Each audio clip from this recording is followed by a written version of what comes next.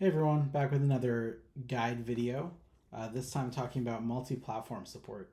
So in the just released Go SDK 0.4 for Dagger, we've introduced multi-platform support. So we'll talk a bit about what that means and go through a few different examples of how to actually use that in your pipelines.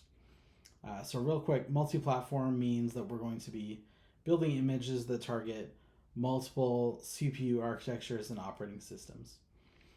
So I'll skim over these requirements, but if you're running this guide, definitely read these. And then going through the terminology that we're going to be using throughout this guide.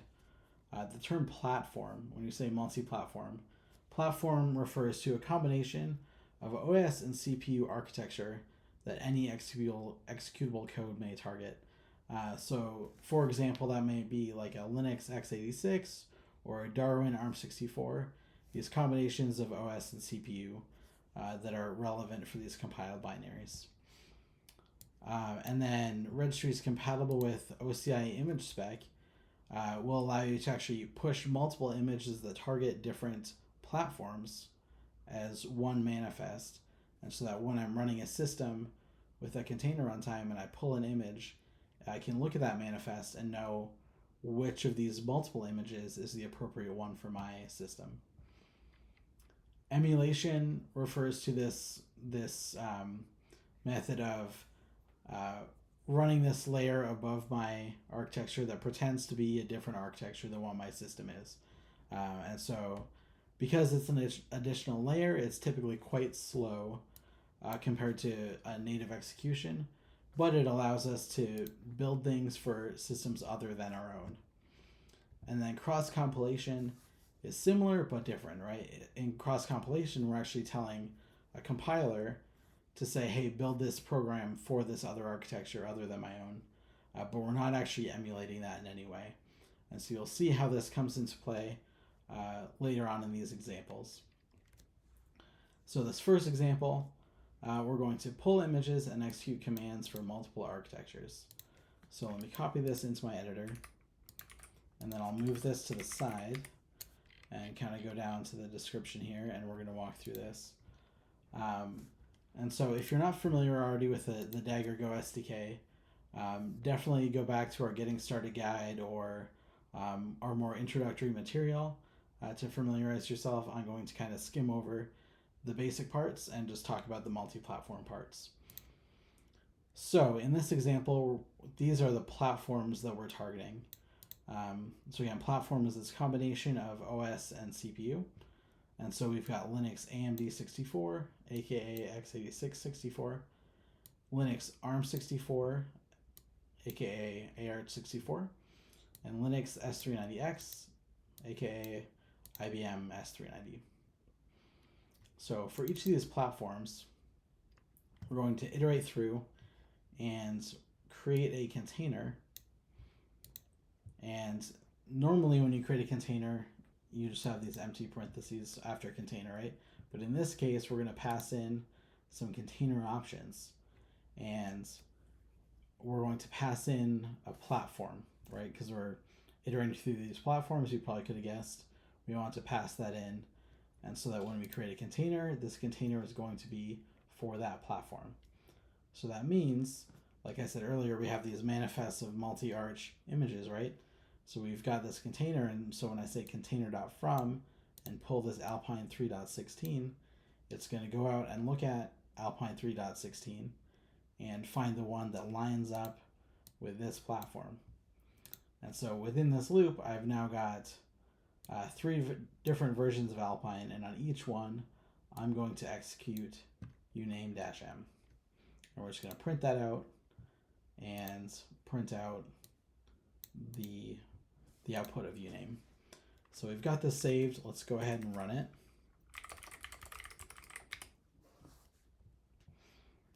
And we'll see the Dagger engine start up. I've got everything cached because I ran this earlier, and we can see for each one, we've got I'm executing on architecture S390X.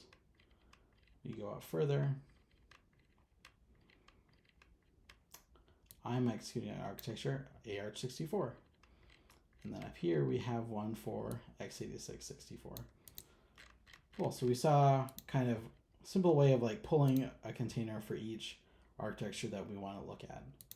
Let's take it a step further. How can we actually create images and push them to a registry with these multiple options, right? And so in this step, we're going to build binaries for each of those platforms, and we're going to combine them into a multi-platform image that we're going to push. So let's copy this all as one, and I will go through it as we're going. So again, same platforms that we had in the last example. In this case, I'm actually going to replace this registry with a public one that I have, so we can actually push this and look at the results here. And so here we're pulling in this Git repo. This is what we're going to build in this simple example. We're going to iterate through each of those platforms. So again, we've got these 3 platforms here that we're looking at. And for each one, we're going to go ahead and put some options, mount our code to it, do a go build, and then store our build output. And then we're going to take that build output and put it in a container. And we're going to append this. So I kind of skimmed over this earlier, but we created this array of Dagger containers for the amount of platforms we have. And so as we're iterating through these platforms, each one, once we've got this final container that's got our build in it, we're going to put it into this array.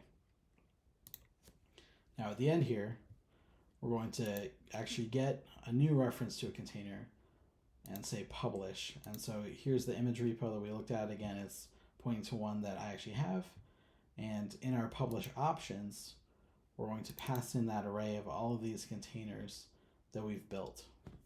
And then once that is complete, we're going to print out our digest. So let's go ahead and run this now.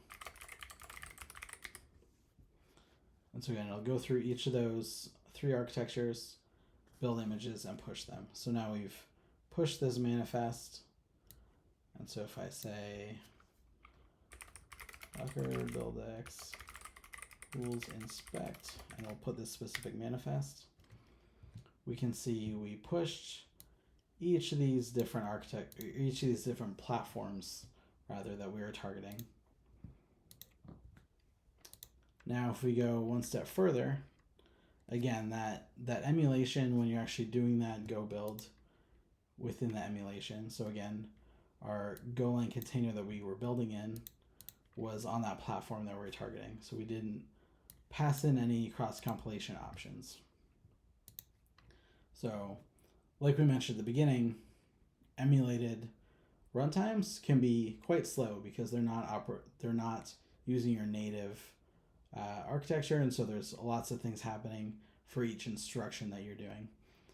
So what we can actually do is use cross-compilation for the heavy bits within our program. So I'll go ahead and copy this, and we'll walk through the differences here.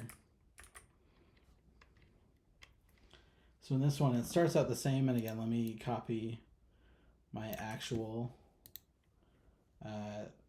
repo here.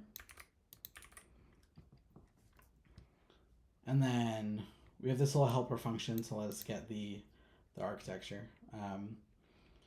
But the important part is here when we get our container that we're building on, remember this is the Golang one where we execute our go build, we're not passing a platform. So it's going to be using, like we've highlighted here, the host platform. So whatever I'm actually running on my system.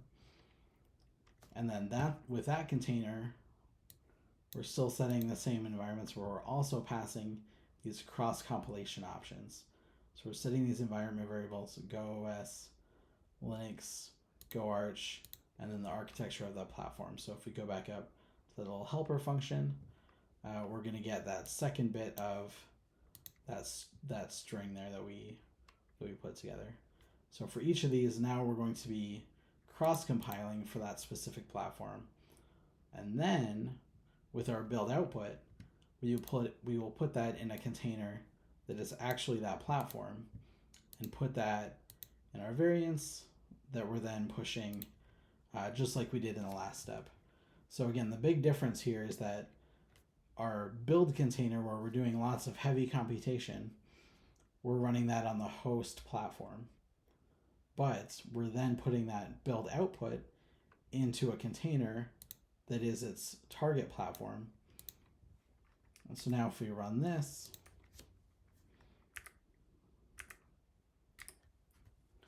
and if it wasn't cached, it would actually be much faster than the previous one because we're not emulating that build step.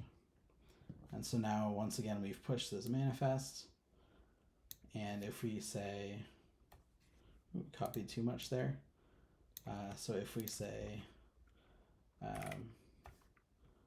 Docker buildx image tools inspect our new manifest, once again, we've still got the appropriate platforms for each image, and they'll have the appropriately compiled binary within them, but that binary was compiled on my host system, so it was much faster. And that's this guide. It goes on to talk a bit about non-Linux platforms and other things that you can do with multi-platform. But that's the bulk of it. So go check it out yourself. Try this guide. It's super easy. Thanks.